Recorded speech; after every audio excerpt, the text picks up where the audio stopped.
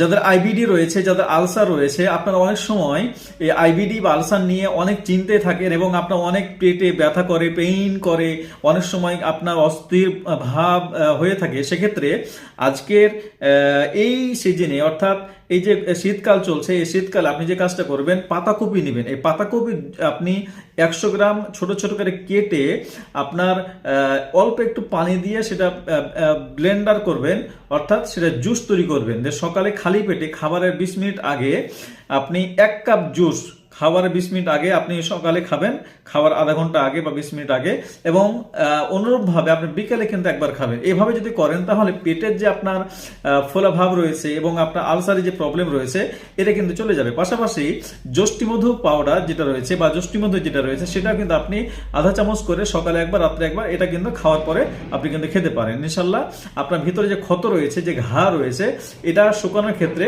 এটা কিন্তু দারুণ কিন্তু আপনার কাজ করবে ইনশাল্লাহ।